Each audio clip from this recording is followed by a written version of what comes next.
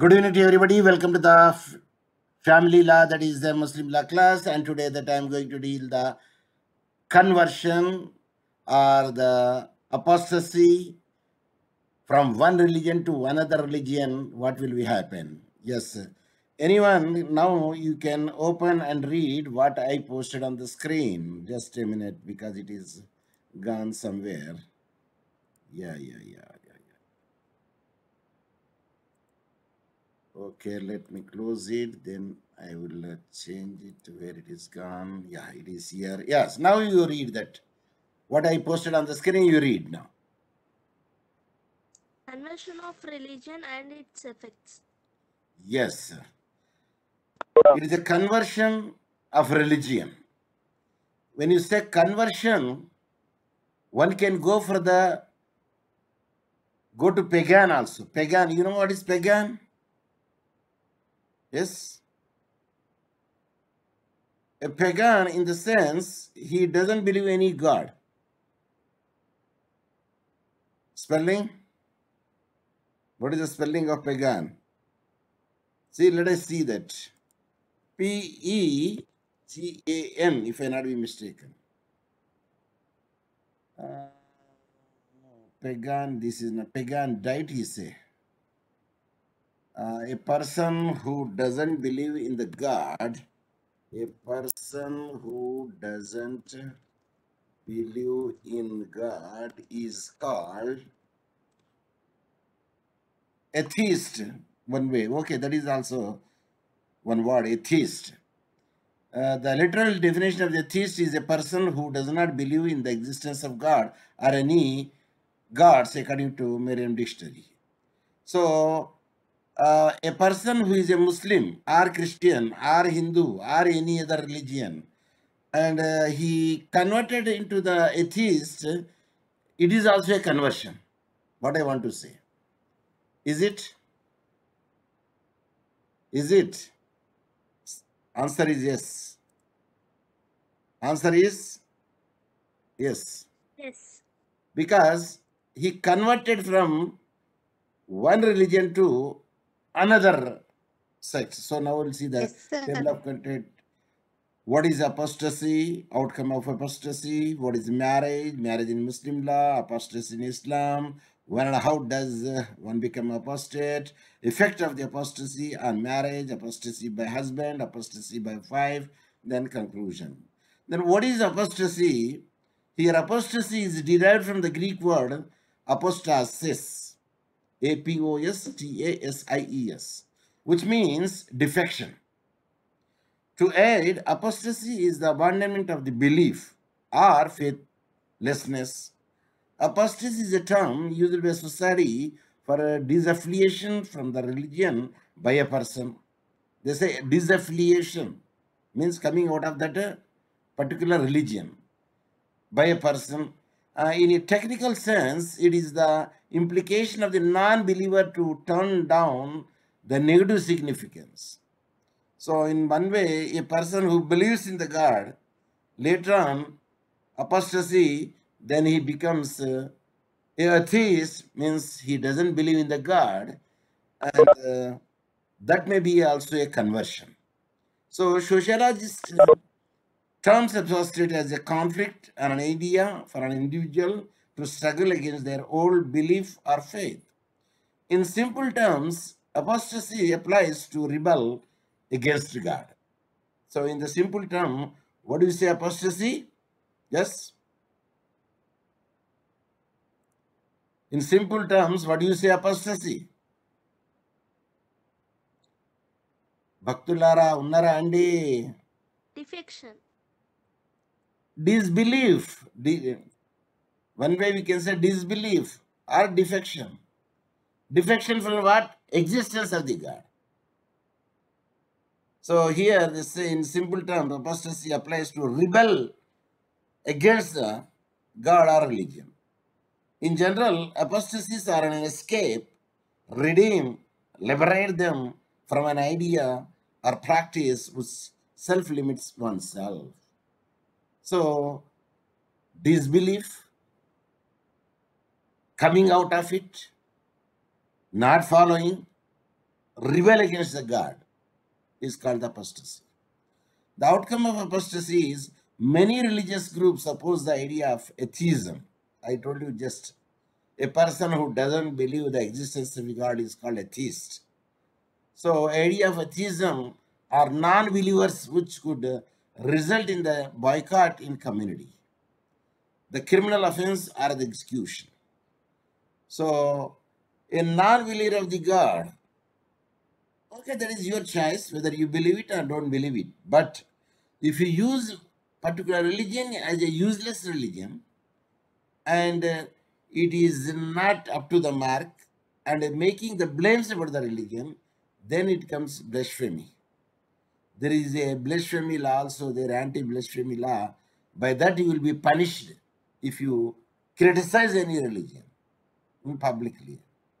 So death punishment is found in Sharia law in certain Islamic countries if apostasy is there and if you say rebel against the God.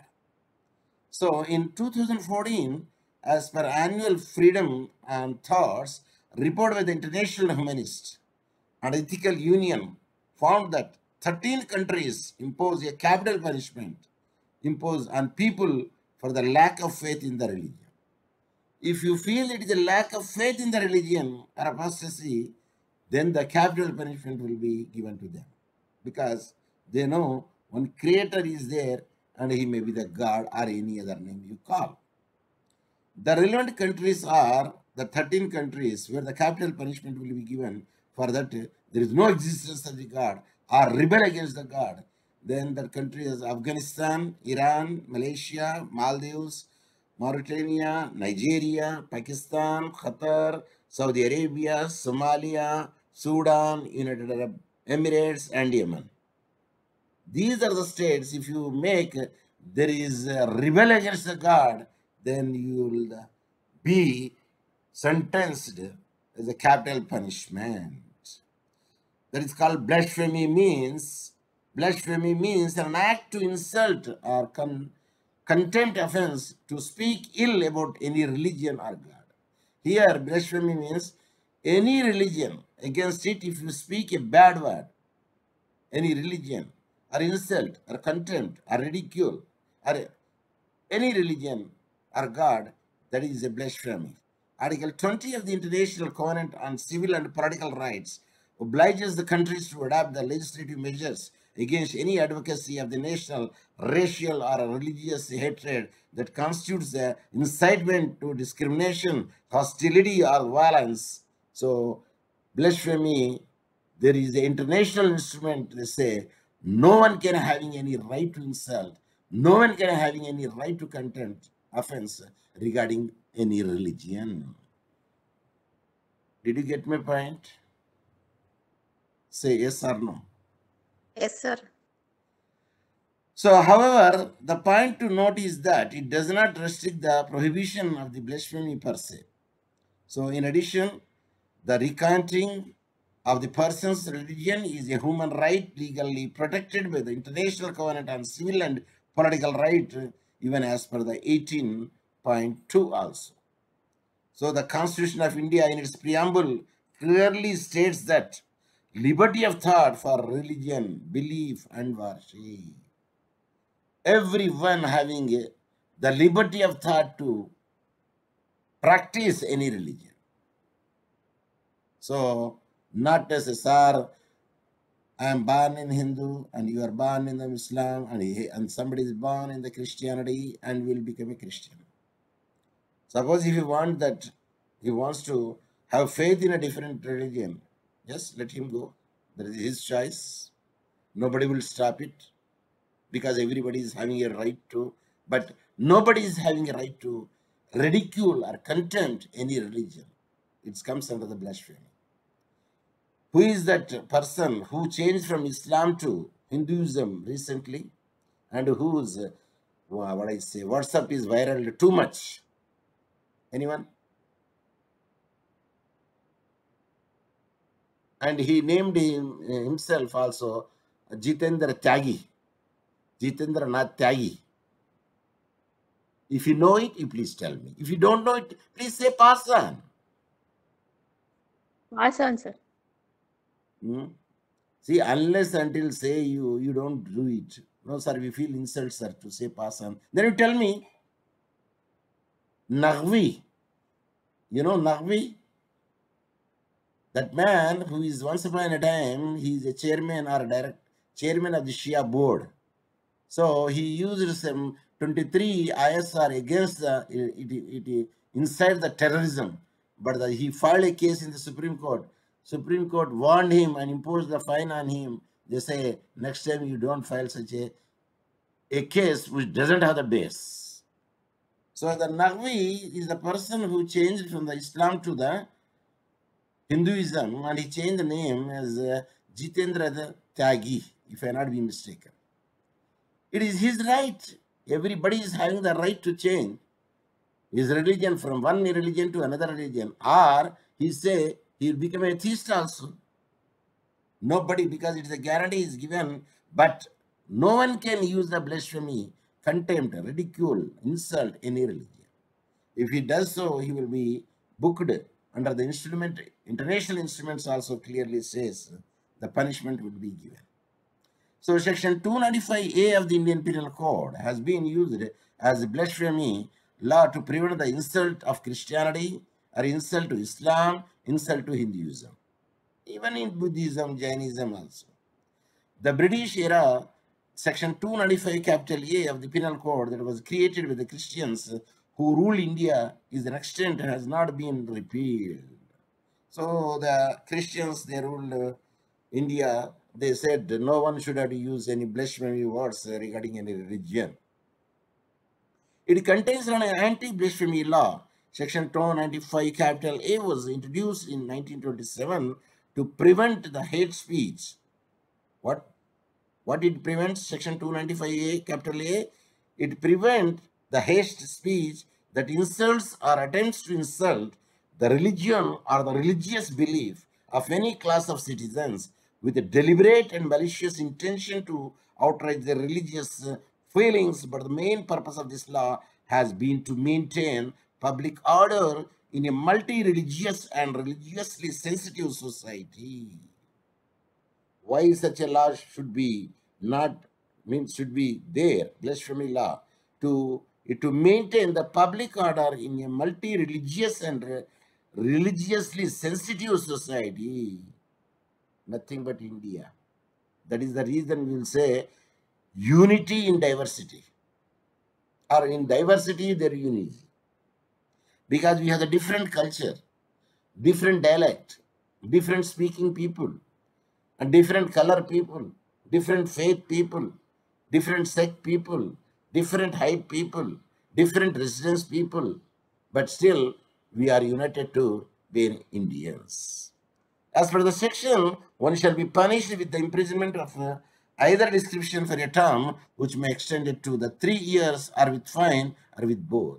If anybody insults a faith of a religion or insult a religion, then he will be booked under the blasphemy law, section 295 capital A. Then the punishment may be the 3 years with fine, or fine plus 3 years, both.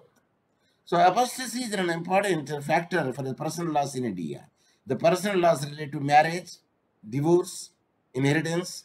In India, it is a vital role, as a Muslim law is uncodified law among other religions such as Christianity, which is a codified law, Parsi, which is a codified law, Hindu is a codified law, but Islam or Muslim faith, it is not a codified law, but very few of the areas are codified, but the most of the law is uncodified law. Based on anyone? Hurry up, if you don't know, say pass on. Muslim law is based on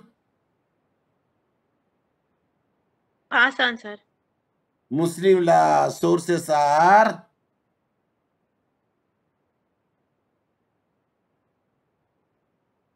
Muslim law sources are Quran, Sunnat, Ahadith, Ijma, Qiyas. I appreciate. It is the first and foremost is the Quran. The second aspect of his sunnah goes with the hadith. Next it is a ijma. Then for the qiyas. After that we can go for the legislations. We can go for the custom. What is the word in Islamic law regarding the custom? If you know it, you tell me. Urf. I appreciate. Urf. URF. Now you tell me, what is the Arabic terminology for the apostasy? Yes. Belief. Apostasy. The Urdu terminology. No, no, sir. Radda, Radan. Ratan and Radda, that is. I will show you. R-A-D-D, Radda. Raddan. No, this is a plain. This is Radda in Arabic.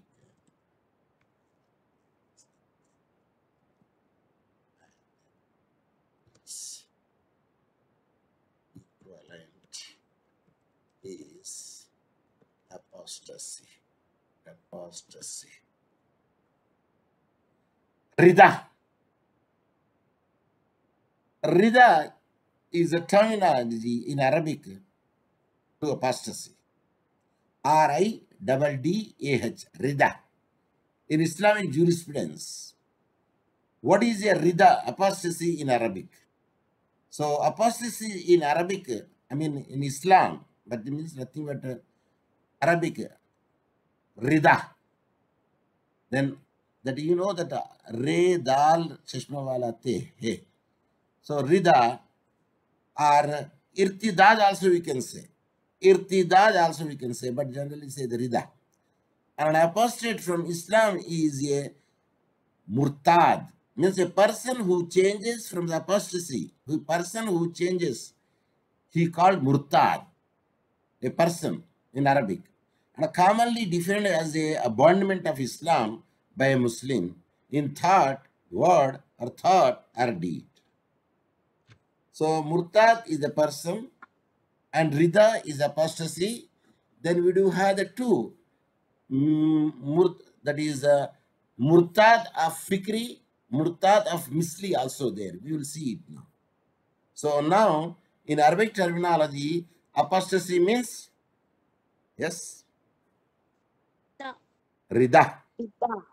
That is the thing, we will make it out. You ask any person, can you tell me the apostasy in Arabic terminology? Sir, we don't know. Professor Hussain student definitely will tell what is the meaning in Arabic language. Yes, rida is an apostasy is an important factor for the personal laws in India. Personal law related marriage, divorce, and inheritance. In India, it is a vital role as the Muslim law is uncodified. As I told you just, the custom is easily, that is the urf, custom is easily influenced by the religion or faith followed by an individual. Hence, apostasy can affect the process of marriage. Yes, apostasy can affect the divorce. Apostasy can affect the inheritance of any person, either male or female. Other than the Muslim law, will all other religions in India have no major effect of apostasy in their personal laws. But Muslim law definitely have a difference and impact on apostasy, means conversion. Okay, what is marriage? Everybody knows it. It is a united bond. It is a tie. It is a nikah. The validity of the marriage is like the validity of the contract. There is an offer. There is an acceptance. There is a consideration. Now, just I would like to test you. What do you say offer in Arabic terminology? Ijab. I appreciate. And what is the acceptance? Qubul. I appreciate. Sir, we know the consideration, sir. What is the consideration? Mahar. Okay, then marriage applied as a personal law as it is influenced by the religious practice and beliefs, which can have a significant impact on the marriage laws and inheritance laws. Marriage law, inheritance law, divorce law, definitely apostasy is having the impact on it. Okay, in many religions, our marriage is the traditional customs as follows, whereas the Muslim law, the marriage is, that is the nikah, is a civil contract which legalizes the sexual intercourse for the procreation of the children. Of course, we already read it. We need not do it. It is nothing but a repetition. Marriage in the Muslim law, then I told you it is a nikah in the civil contract governed by under the Indian Hear you. Contract Act. Yes. Any problem? This is the only repetition. That's why I'm going in the bullet train speed. Okay, now the constitute a valid marriage that I told you, there is a proposal and acceptance, the capacity to contract, the same mind, and two witnesses, at least one male and two female, or the two male but not four female, and absence of any barriers, then no privity degree, no consanguinity, no first marriage. Then acceptance we will call the khubul, and the proposal is called ijab. So these are all that we are already studied. If the proposal in one meeting should be there and acceptation of the proposal confirmed in another meeting is not at all a contract, but acceptance as the proposal and acceptance both be in one sitting. Capacity to contract marriage we already studied. Of course, now they are going to change it, but still it is not implemented. But the time being, the capacity to marry is 18 years, 21 years. Are you following me? Yes, So sir. yes, yes, marrying the fifth wife, yes, it is a fasik marriage. It is not, it is a conjunction. You should not do it. If you want the fifth marriage, you divorce one so that at any given point of time there would be four. So absence of the witnesses, it cannot be made because especially two witnesses should be there. Difference between the religion, yes, there is a religion difference is there. Shia law follow, at least at the time of the divorce, the two witnesses should be there. But at the time of the marriage, no witnesses are there. But when you come to the Sunni law, two witnesses should be there at the time of the marriage. But when the time of the divorce, no witnesses are needed. And a muta marriage is only in the Shia law, but no such a marriage in the Sunni law. Okay, but Shia law doesn't follow the biddat, that is shadi biddat, that is a talaq, that is three times triple talaq, but it's only in the Hanafi law it was there, but now the Supreme Court has given the what is a decision that it is against the Constitution, Article 19, Article 14, 19, 21, and 26, if I not 25 or 26, if I not be mistaken. So here I have given validity of the marriage, the Muslim female only marry Muslim around. Let us see that this is a very good difference between the religion is concerned. Yeah. Now let us see the difference between the religion, how it be there. In Shia law, both the spouses must be Muslims to have the valid marriage.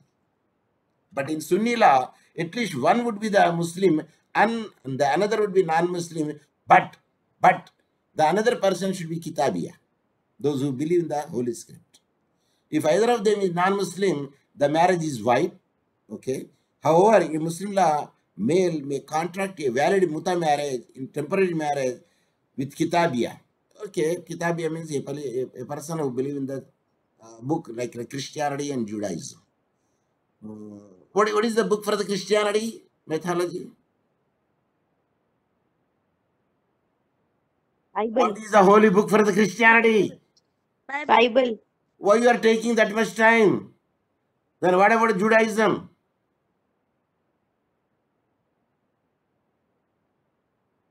What about the Judaism? I gave you 7 religious books in WhatsApp salutation, and once I read all 7 in online class.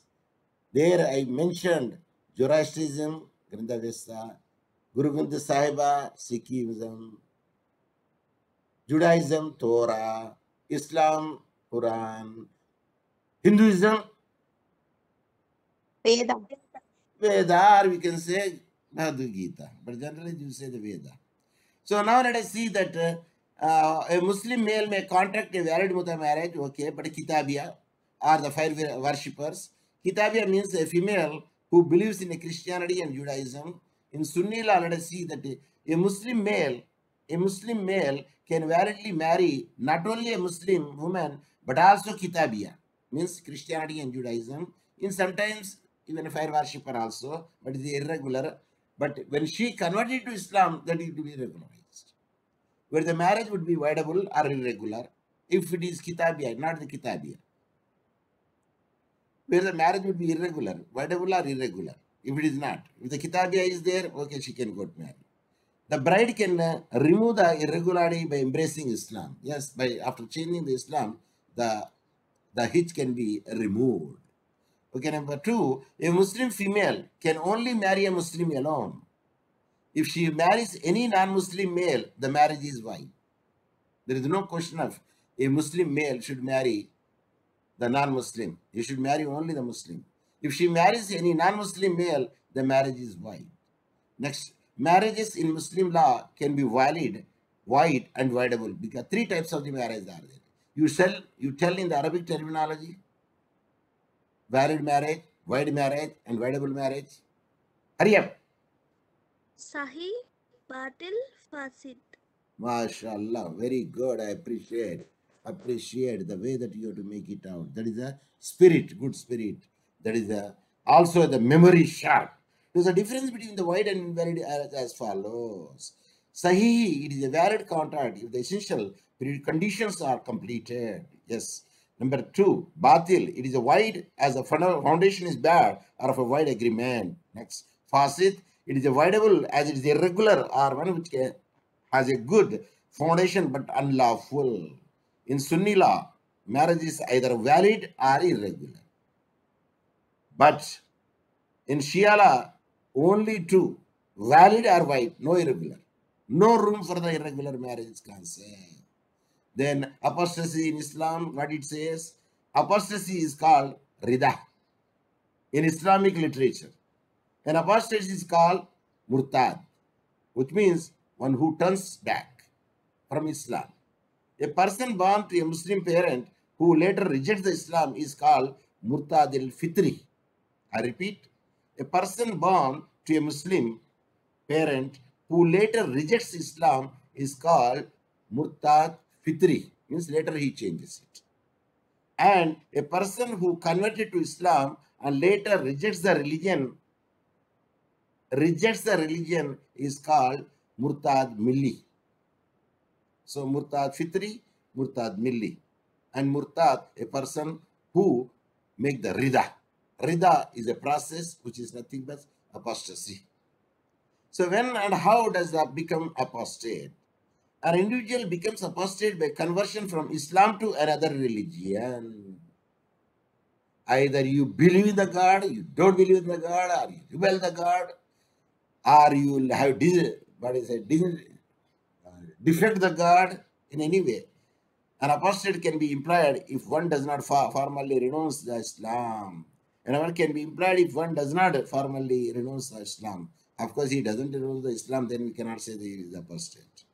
However, if any Islam believer was forced to or fear of war had to denounce from Islam, he is not considered as an apostate. Because of due to the fear of the war, because of the force, if he denounces it, it is not to amount to the apostate, because it is done because of the saving the life. So in many Muslim countries have imposed a criminal offense for the apostasy from Islam. I told you, 13 countries they impose the capital punishment for that apostates. However, the concern for the topic is the effect of the apostasy on marriage in India, as India had no criminal or civil offense of the apostasy in religion. Suppose if a person will apostate in the civil law country or common law country or English law, can you punish the person?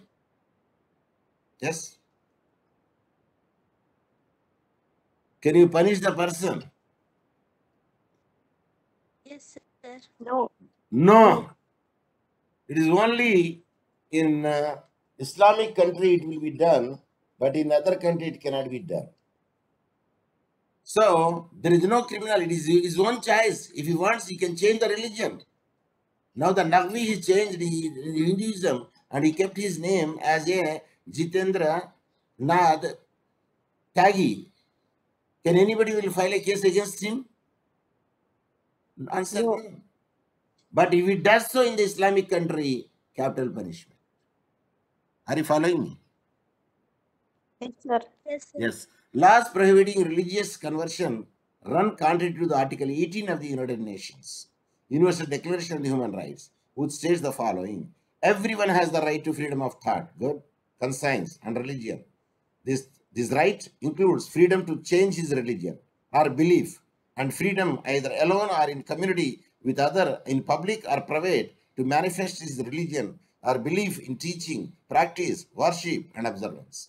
Afghanistan, Egypt, Iran, Iraq, Pakistan, Syria have voted in favor of the declaration. Yes, one can change the religion if he wants. Doesn't mean that if he is a Muslim, he is born to the Muslim parent, he should be a Muslim. It is his own will. If he believes in the God, if he wants to change it, let him change it. That's one's own idea. So a person who will believe in a strong will of him naturally will not change, but it depends upon the person.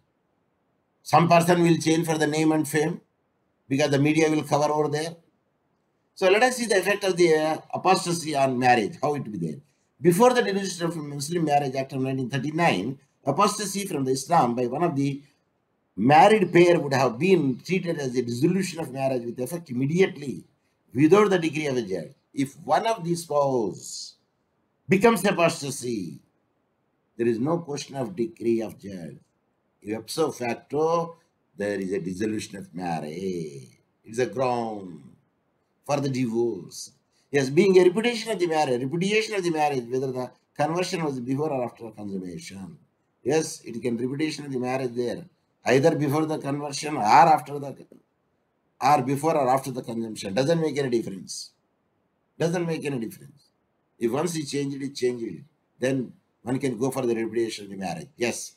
After passing the Act of 1939, it resulted in Section 4 of the Act. Yes, the section itself is clearly mentioned over there. If any person biologically, physically, mentally, in any way could not feed him more than 2 years or 4 years, there is one way the 4 years, another way the 2 years consecutive, desert the spouse is a good ground for taking the divorce. Domestic violence, taking the divorce. And I have already told you the Dissolution of Muslim Marriage Act of 1939, there are 8 to 9 grounds are there to take the dissolution of marriage. And among them, impotent also there. And sexually transmitted diseases also there. But not leprosy. Leprosy is removed from there. So now, let us see the apostasy by the husband. And the apostasy from the Islam from the Muslim husband will have the immediate effect of the dissolution of marriage. Section 4 of the Dissolution of Marriage 1939 does not apply to apostasy by the husband. The result is that the apostasy of the husband is still governed by the old law under the renunciation from Islam by a husband will result in complete and immediate dissolution of marriage. Let us see that how. Where a Muslim husband converts to another religion, say Christianity, his marriage is immediately dissolved and the wife ceases to be the Muslim wife of that husband. As such, the wife is not governed by the Muslim law and is free to marry another person immediately without waiting for the iddat period. Yes, it is very clearly there. Where a Muslim husband converts to another religion, in the beginning he is a Muslim, but later he converts to, say, about a Christian, his marriage immediately dissolved and the wife ceases to be the Muslim wife because the husband is renounced and apostasy is made. As such, a wife is not governed by the Muslim law now and he is free to marry another person without following the iddat period. Apostasy of a wife. The conversion of a married Muslim woman to faith other than the Islam does not by itself operate to dissolve her marriage. Here it will not dissolve. But in the case of the husband, it will be dissolved automatically. Moreover, even after the renunciation of Islam, if wife also renounces Islam, still it cannot be ground for the dissolution unless until it is proved over there in the court. If the wife wants, she may obtain a decree, okay, for the dissolution of her marriage on any one of the grounds specified in the section 2, but ipso facto it will not be dissolution of marriage. But it should be apply for the decree to make the ground from the Muslim, that is the apostasy by the wife. Section 4 does not apply to women who converts to Islam from other faith and takes back her former faith. Thus, if a Hindu woman, okay, example, if a Hindu woman converts into Islam, okay, first she is a Hindu, but next convert to Islam and marries under the Muslim law, okay, the marriage would be ipso facto dissolved on her renunciation of Islam. If he renounces the Islam, ipso facto, the Islam re-embracing the Hinduism, then automatically, the ipso facto, the marriage will be dissolved at the time. However, if she does not re-embrace the Hinduism, but becomes a Christianity, the marriage would not dissolve.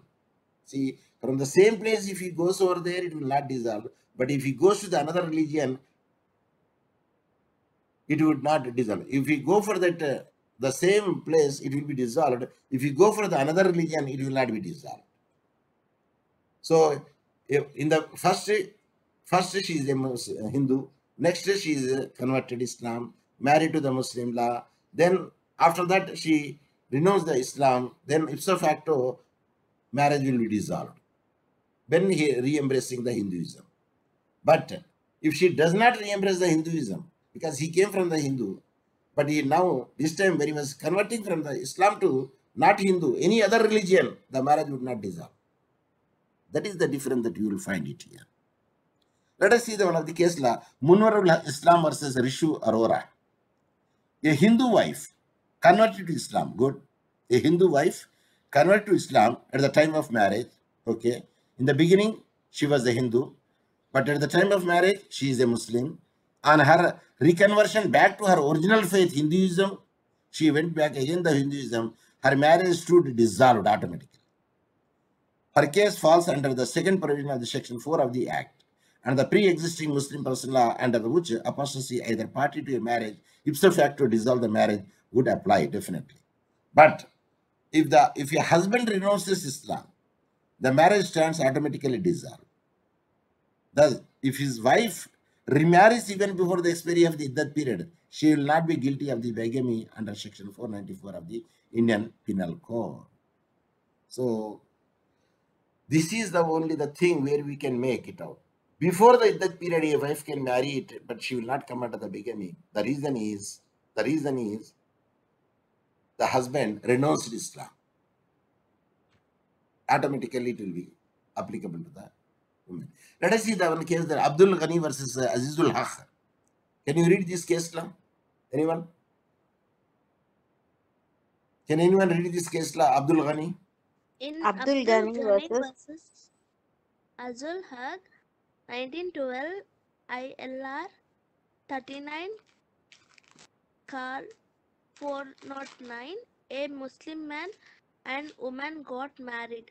After some time, the husband embraced Christianity but reverted to Islam during the wife's iddat.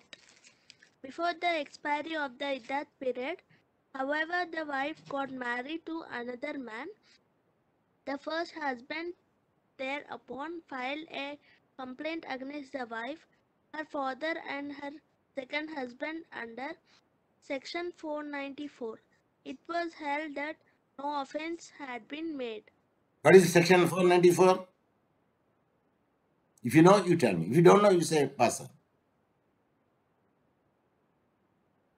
Pass. Bigamy. bigamy. Yes. So here it is not bigamy, because it is Muslim man and woman got married. Okay, both are Muslims, got married.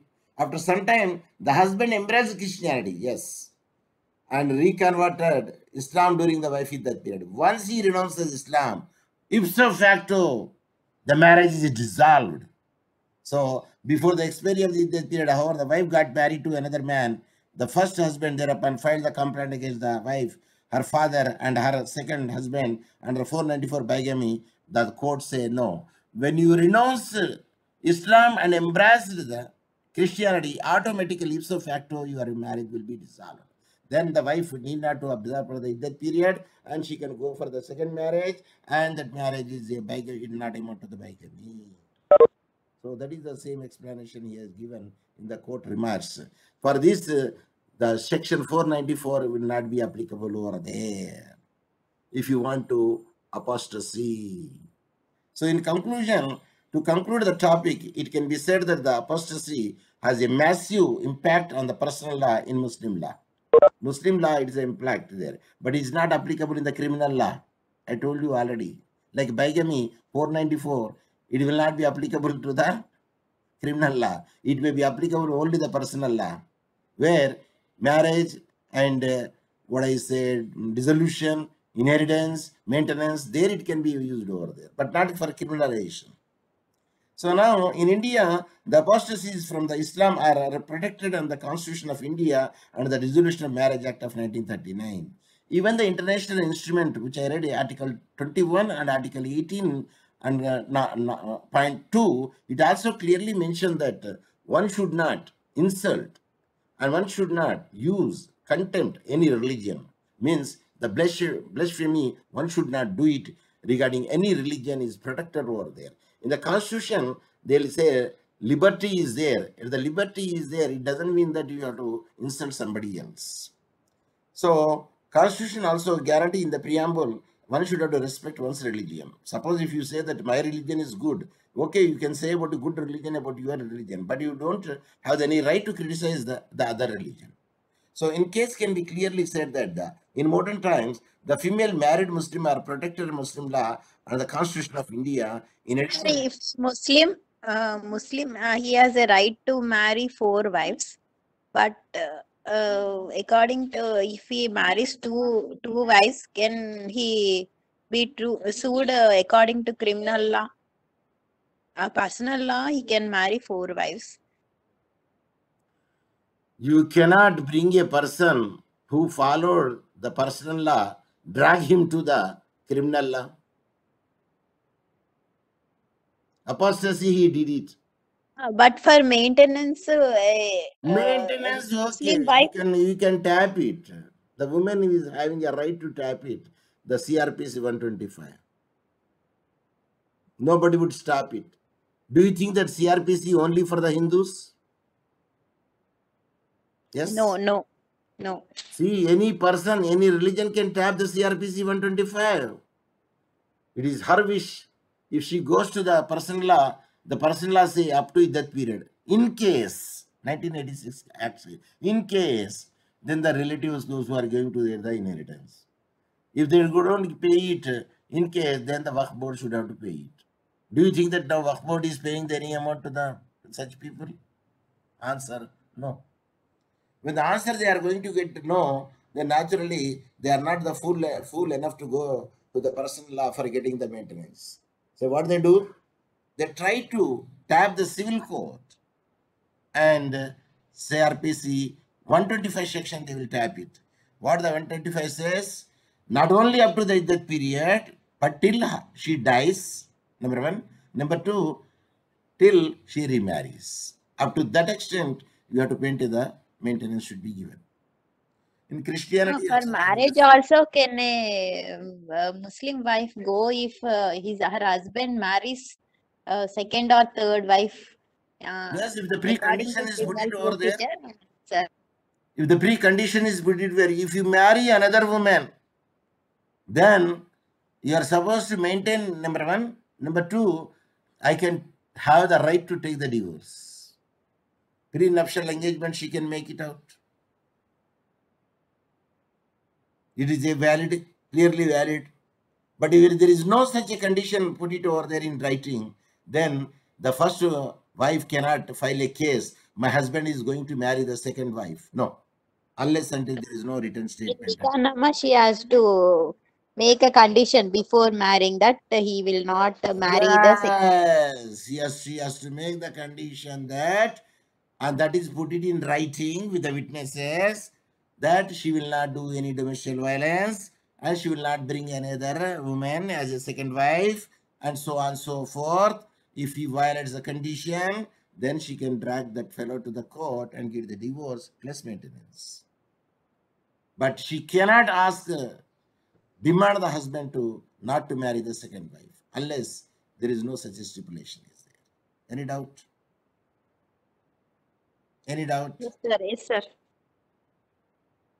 Now, people say a Muslim man can marry 4, do you think that how many are there? Did you see that who is having the 4 wives? Quick answer. Sir, 4 wives not possible. You No. can keep 2 wives. 1 wife is equal to 4. Then he could not dare enough to go for the second also. So now let us come to that. It can be clearly said that in modern times, the female married Muslims are protected under the Muslim law and the Constitution of India also. In addition, many NGOs and religious leaders are ensuring that no individual can make undue advantage of Muslim law. So, a Muslim law, it is apostasy, conversion. It's play highly important role in the Muslim law. If you change the religion, if you renounce the religion, if you embrace the religion, if you make the apostasy, if you become the atheist. But in other religion, you cannot make it. Can you drag it? They say no. Unless until it is a Muslim country, it is a capital punishment. If it is not a Muslim country, it is not at all a criminal act. Even now, a married woman, a married man, and married woman especially can go for the BBC with any other person. It is not amount to adultery. In India, how could you give such a decisions? India is a country where it is having the civilization that may be possible only the Western countries. That's why the Western countries, people meet each other. Then the wife shows to the husband, please meet my 7th husband. What she says? Please meet my 7th husband. Can you imagine such a situation in India? If Supreme Court is giving such a decisions, then India is not far away to say, please meet my 2nd wife. Or the wife says, please meet my 3rd husband. Are you following? Yes, sir. So, వర్షం ఇండియాలో పడితే అమెరికాలో గొడుగు పట్టద్దు. వర్షం ఎక్కడ పడితే అక్కడనే గొడుగు పట్టాలి. Wherever it rains, you hold the umbrella. You do the decisions depending upon the where you are living. But if you do the decisions in such a way which will spoil the country, civilization, country's name. In other places, like you say, if you go in the January or February or December, Kullu Manali, there snowfall is there and every road will be covered with the snow. The people use long coats, waistcoats, jackets and so on and so forth because the weather will make them to do so. The same thing could you adapt it here in South India? In summer? Okay, let you summer no, in the winter also. That much heat. No. Minus degrees not there. There is no snowfall. There is no roads are covered with the snow.